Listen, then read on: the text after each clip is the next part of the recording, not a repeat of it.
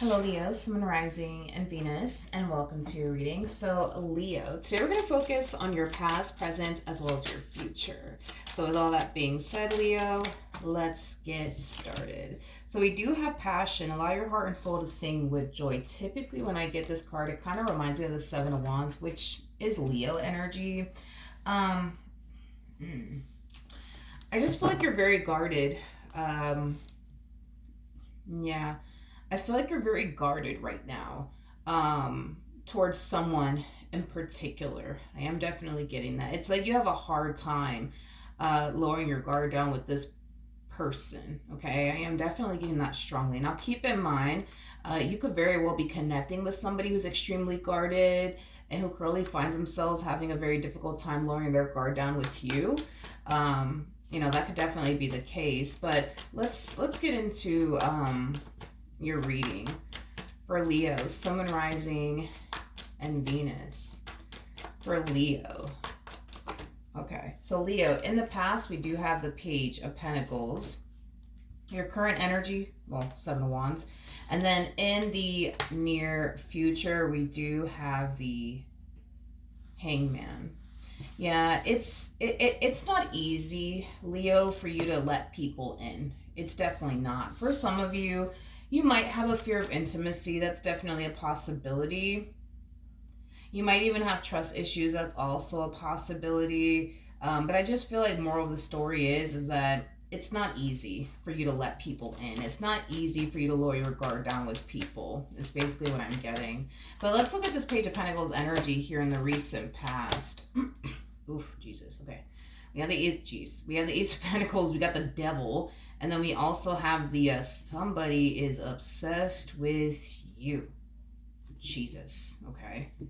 I'm getting also too that this individual is very infatuated by you, very obsessed with you, very obsessed. I am definitely getting that. It's like all they see is you. Yeah. It's like all they see is you, all they want is you, all they think about is you. Like, this person literally sleeps, eats, breathes you, literally, is basically what I'm getting. Okay. I also feel like this person's convinced that you're the one. Like, they are, like, convinced you're the one. Okay. Alrighty then. Okay. Let's look at your current energy, shall we? We got the Hierophant, we have the Emperor, and then we also have the, this is very fascinating. I feel like you've been waiting for someone like this to show up in your life for quite some time now. This person does come off to me as somebody who literally fits what it is that you truly want and desire within a person. And, with that being said, I just think that it's interesting that now that this person is finally here, you know what I mean? Instead of you embracing this person, instead of you embracing this connection, it's like you're choosing to do the complete opposite. And I feel like it's kind of stemming from a place of, well, I just don't trust it. Yeah, I mean, this person, yeah, they do have a lot that I'm looking for within a person. They really, really do, Mulattoes. They really, really do. But I just don't fucking trust it. I don't trust it. So, that's that. That's that. I feel like you look at them like they're a little too good to be true. I am definitely getting that. You look at this person as somebody who's a little too good to be true, therefore you don't trust it. Okay. All right. So in the near future, we do have the Hangman. So let's see what's going on there. Okay. We have the Knight of Cups. We have the Queen of Wands. And then we also have the King of Swords. Yeah, you're extremely convinced, by the way, that this person is a little too damn good to be true. That's what you think, and that is what you essentially believe. I am definitely getting an overall energy of you going as far as to ask people, what do you think about such and such? Like, do they look like a player to you? Do they look like a player? Do you think that they're serious, about me? Do you really think that they are? Do you think so? Just be honest. Just tell me. If they look like a player, just tell me they look like a player. If you think this person's just here to play games with me, just fucking tell me. You know what I mean? I am getting an energy of you going as far as to literally act ask someone, like, what do you think about such and such? But be honest, like, what do you think? Like, what do you think about such and such? Okay. Tell me more about the King of Swords. Ooh, wait. Okay, we have the King of Wands. 1 second. Let me go grab the King of Wands. Okay, so we have the King of Wands. All right. So tell me more about the King of Swords. The only reason why I'm clarifying the King of Swords is because I want to see what they think about this person that you currently find yourself connecting with. Well, it does appear to me that they do view this individual, and in a beautiful lighting. Like that's one thing that I will say. They do view this, individual as, somebody who really, really does, want to be with you. Yeah, they do view this person as somebody who really, really does want to be with you, somebody who, has your best interests at heart, things of that nature. I also feel like this King of Swords does look at this King of Wands as, somebody who's like madly in love with you, which I would have to agree with them on that, because this shit right here, yeah, I think it's safe to say that this person is madly in love with you.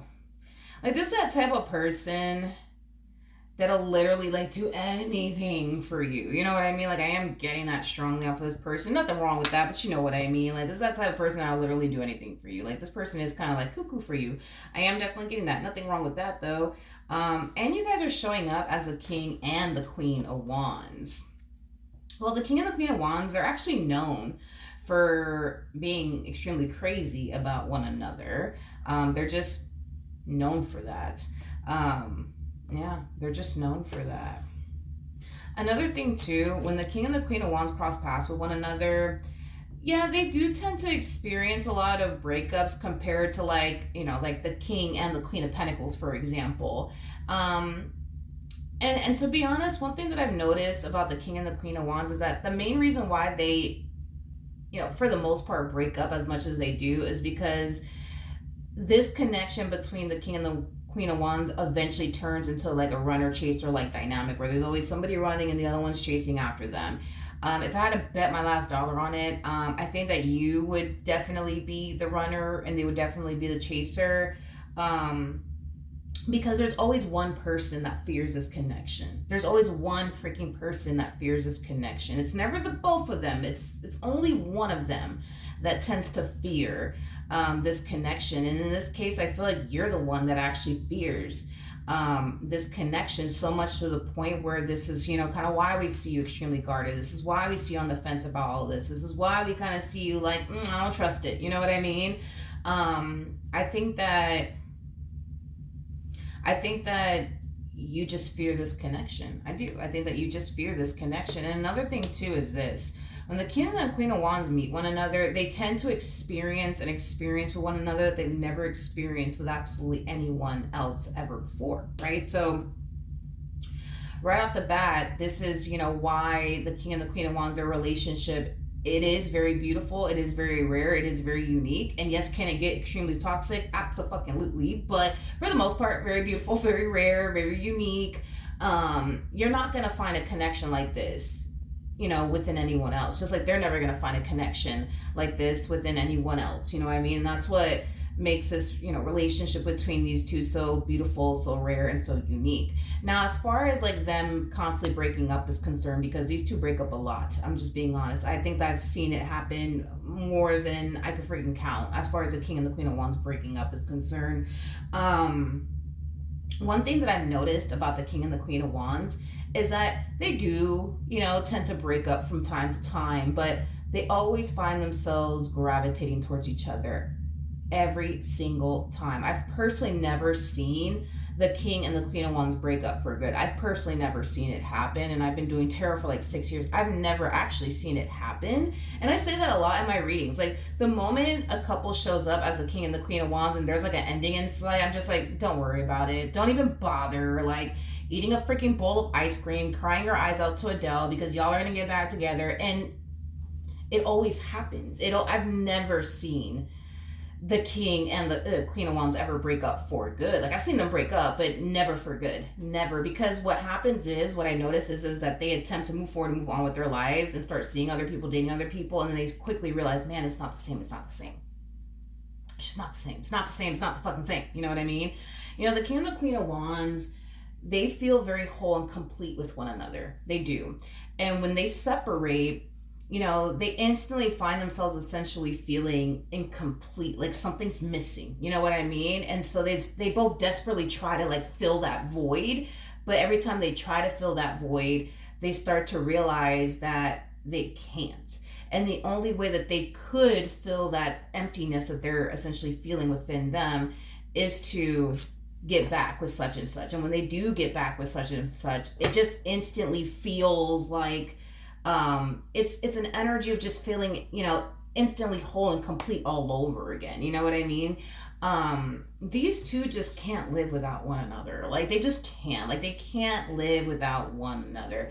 There's a huge possibility that prior to you meeting this person, I don't know if you've ever experienced this, but prior to you meeting this person, you could have found yourself essentially feeling like you were carrying around like this void, and you were constantly trying to fill that void with things like people, materialistic things, you know, money, like things like that. But it's like, no matter what you did on your end to try to fill that void, you still found yourself feeling that void either which way.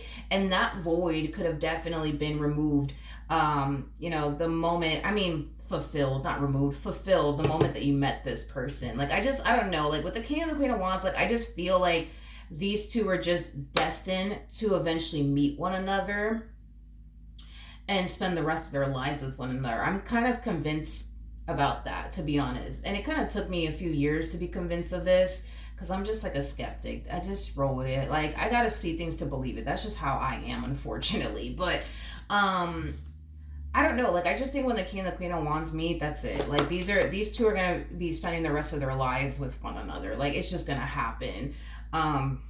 Because I've never seen them break up for good. I've never fucking seen it happen, ever.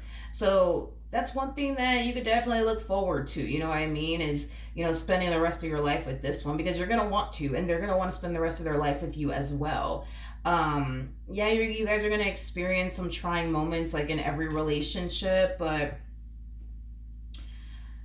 I don't know. I just think that you finally met your forever person. I feel like your person has finally met their forever person, aka you. But yeah, this person, I would have to agree with this King of Swords, you know. I think that this person, you know, means well. I think that you make this person happy. I think that this person's madly in love with you. I am getting they're very fucking infatuated. Very infatuated for sure. But yeah, they mean well. They mean well. So there is no reason, you know what I mean, for you to be guarded or on the fence about all of this. There's no reason for all of that. But I think that in time, you'll eventually like lower your guard down with them. In time, you'll eventually feel safe and secure to do so. But in the meantime, you know, try your hardest to not push this person away. Try your hardest to not push this connection away. And try your hardest to not operate from a place of fear. Because if you operate from a place of fear, it's going to influence you to run. So to avoid this dynamic from turning into like a runner chaser like dynamic, try to not give into fear so much and operate from a place of fear. All right, so that's what I have for you. Hopefully the reading helped. Hopefully it resonated, and I will see you guys in your next reading. Bye.